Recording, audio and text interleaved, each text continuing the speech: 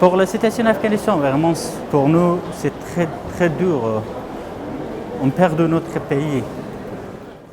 Les douleurs, c'est nous qu'on apporte.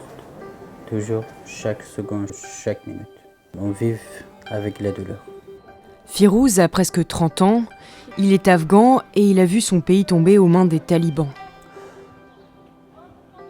Ce basculement, il l'a vécu à distance, très loin de sa ville natale d'Herat. Firouz vit en France depuis 2016. Il a mis près d'1 an à venir ici à pied depuis l'Afghanistan.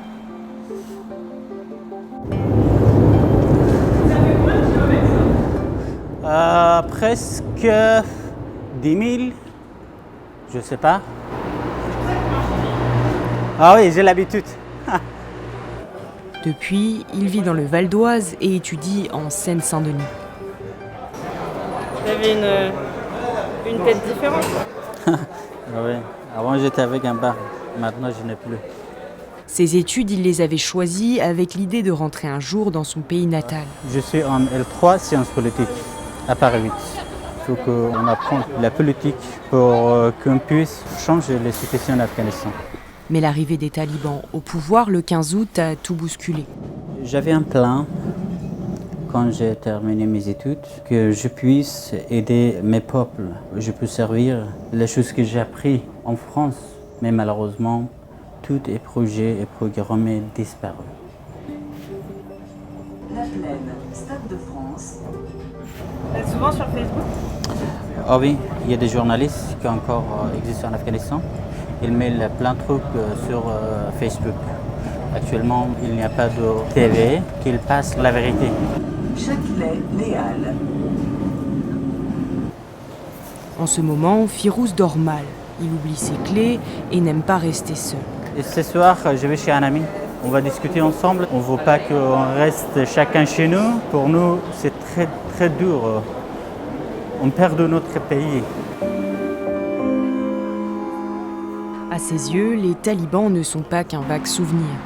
C'est à cause de ces fondamentalistes qu'il a fui son pays en 2015. Veuillez patienter, nous traitons votre appel.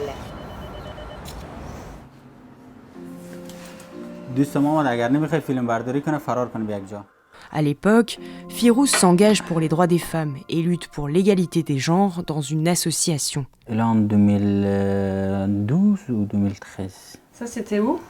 En 2014. Et c'était à votre travail? Oui, mon travail à la station de Tahir Fouchanji. Mais j'étais petit, mais vraiment j'étais actif. Firouz se sent alors trop menacé par les talibans et il doit partir malgré une adolescence très heureuse. Ah, c'était vraiment très calme et merveilleuse. On était libre. Nous avions un programme de projet pour aller venir, mais ça c'est fini. Aujourd'hui, on n'a rien. De ses amis d'Herat, il n'a plus aucune nouvelle. Et c'est seulement après 1 semaine qu'il a pu savoir si ses parents et 4 frères et sœurs allaient bien. En fait, heureusement, aujourd'hui, j'ai reçu un message de mon petit frère. Il a dit qu'on est en sécurité. Mais l'angoisse est quotidienne, tant les vies des Afghans dans le viseur des talibans ne tiennent qu'à un fil. Il y a des manifestations parce que les talibans ont tué beaucoup de gens. Il est un leader de Herat, notre ville. Les talibans, ils les tuent.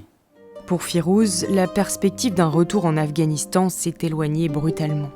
Alors en attendant, il a monté sa chaîne YouTube pour aider les Afghans qui arrivent tout juste en France.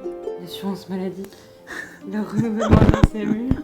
Pour des Afghans qui viennent d'arriver, ils peuvent utiliser ça. Je ne veux pas que des gens tombent en galère.